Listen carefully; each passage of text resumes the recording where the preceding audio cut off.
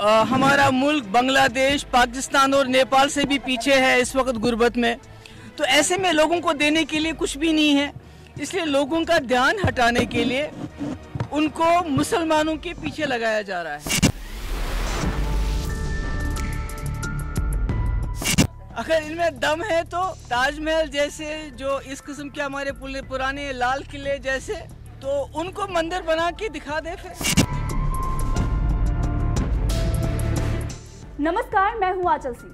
PDP प्रमुख महबूबा मुफ्ती ने मोदी सरकार को एक और चुनौती दे दी है, जिसके बाद अब लोग महबूबा मुफ्ती को लेकर तरह तरह के कमेंट कर रहे हैं। महबूबा मुफ्ती के बयान के बाद लोग बोल रहे हैं कि महबूबा मुफ्ती ने भाजपा को एक और मुद्दा दे दिया है। अब बात कर लेते हैं महबूबा मुफ्ती के उस बयान की जिसको लेकर हर तरफ चर्चा हो रही है। महबूबा मुफ्ती ने मोदी सरकार को चैलेंज करते हुए कहा है कि अगर हिम्मत है तो ताजमहल को मंदिर बनाकर दिखाएं।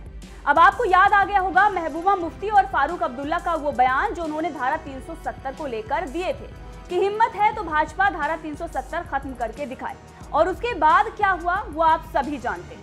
महबूबा मुफ्ती का ताजमहल को मंदिर बनाने की चुनौती वाला बयान क्या आया। सोशल मीडिया पर लोग अब भाजपा से मांग करने लगे हैं कि जल्द ही ताजमहल को मंदिर घोषित किया जाए और कुतुब मीनार को विष्णु स्तंभ बनाया जाए।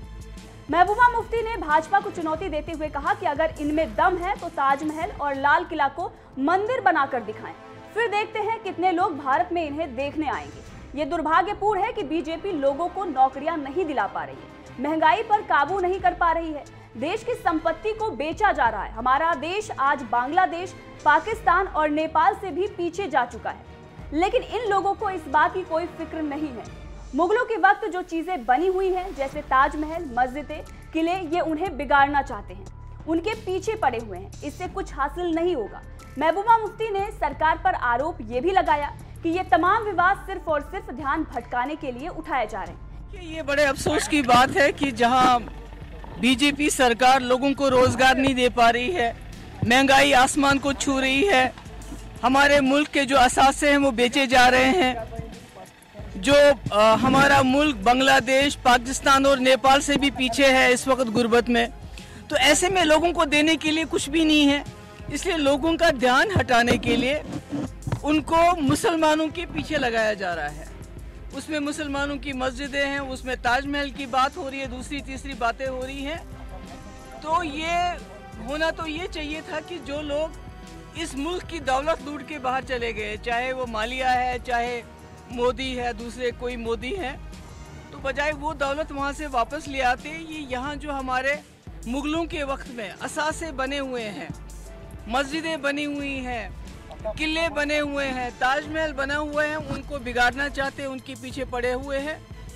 इससे कुछ हासिल नहीं होगा। ये हिंदू मुस्लिम को लड़ाना चाहते हैं, आपस में झगड़ा कराना चाहते हैं। अगर इनमें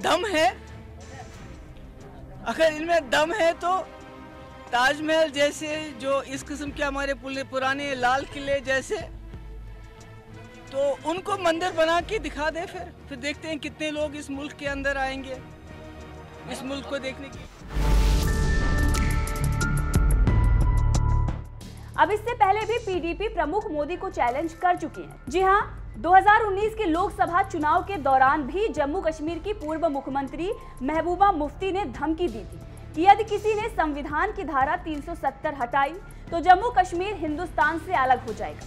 महबूबा मुफ्ती ने यह भी धमकी दी थी कि अगर कोई भी धारा 370 और 35A को हटाने की कोशिश करेगा उसके हाथ काट लिए जाएंगे। इतना ही नहीं, 2017 में भी उनका एक विवादित और शर्मनाक देश विरोधी बयान सामने आया था कि अगर जम्मू कश्मीर के लोगों को मिले विशेष अधिकारों में किसी तरह का बदलाव किया गया तो राज्य में तिरंगा को थामने वाला कोई नहीं बचेगा। इसके साथ ही फारूक अब्दुल्ला का भी कई ऐसा बयान है जिसको लेकर जनता अब इससे जोड़कर देख रही है। नेशनल कॉन्फ्रेंस के अध्यक्ष फारूक अब्दुल्ला ने भी 2019 की चुनावी रैली को संबोधित करते हुए एक देश विरोधी बयान दिया था।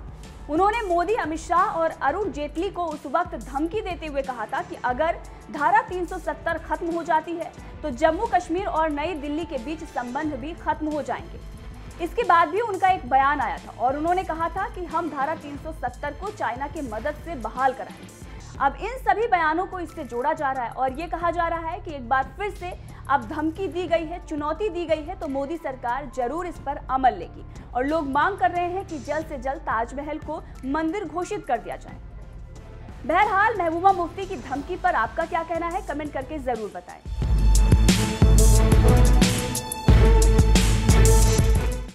देखिए, हमारी जो रियासत है, यहाँ सेकुलरिज्म, हिंदू, मुस्लिम, सिख, ईसाई सैकड़ों सालों से इकट्ठे रह रहे हैं। यहाँ मस्जिद के साथ गुरुद्वारा भी है, जियारत भी है, मंदिर भी है। ये हमारी हेरिटेज है, हमारी पहचान है। तो जो एलजी साहब हैं वो कोई महंत नहीं है, वो कोई पुजारी नहीं है, वो हमारे कॉन्स्टिट्यूशनल हेड है। वो जहाँ पहुँच जाए पूजा करना शुरू करते हैं। बल्कि उनको ध्यान देना चाहिए, यहाँ बिजली, पानी, सड़क तरक्की पे ध्यान देना चाहिए। और यहाँ हमारे हज़ारों की तादाद में हमारे नौजवान छोटे छोटे बिल्कुल जो कोई चार्जेस ही नहीं है, ऐसे उनको बंद करके रखा है जेलों में। और यहाँ हमारे head of the state, constitutional head of the state खुद कानून की धज्जियाँ उड़ाते हैं, ऐसे जगह पे पूजा करते हैं जो इस वक्त किसी डिपार्टमेंट के अंदर है, जहां आप पूजा नहीं कर सकते हैं, जो एसआई के पास है जहां पूजा नहीं कर सकते हैं। तो जब हमारे स्टेट का हेड ही कानून की धज्जियां उड़ाएं तो बाकियों से आप क्या एक्सपेक्ट कर सकते हैं। सिंगापुर में कश्मीर हिंदुत्व लोगों ने बताया कि इसमें कुछ पुतले हैं, इसकी जो है एसआई वर्किंग की जाए। देखिए, ये बड़े अफसोस की बात है कि जहां बीजेपी सरकार लोगों को रोजगार नहीं दे पा रही है, महंगाई आसमान को छू रही है, हमारे मुल्क के जो असासे हैं वो बेचे जा रहे हैं, जो हमारा मुल्क बांग्लादेश, पाकिस्तान और नेपाल से भी पीछे है इस वक्त गुर्बत में। तो ऐसे में लोगों को देने के लिए कुछ भी नहीं है, इसलिए लोगों का ध्यान हटाने के लिए उनको मुसलमानों के पीछे लगाया जा रहा है। उसमें मुसलमानों की मस्जिदें हैं, उसमें ताजमहल की बात हो रही है, दूसरी तीसरी बातें हो रही हैं। तो ये होना तो ये चाहिए था कि जो लोग इस मुल्क की दौलत लूट के बाहर चले गए, चाहे वो मालिया है, चाहे मोदी है, दूसरे कोई मोदी हैं, तो बजाय वो दौलत वहाँ से वापस ले आते। ये यहाँ जो हमारे मुगलों के वक्त में असासे बने हुए हैं, मस्जिदें बनी हुई हैं, किले बने हुए हैं, ताजमहल बना हुआ है, उनको बिगाड़ना चाहते हैं, उनके पीछे पड़े हुए हैं। इससे कुछ हासिल नहीं होगा। ये हिंदू मुस्लिम को लड़ाना चाहते हैं, आपस में झगड़ा कराना चाहते हैं। अगर इनमें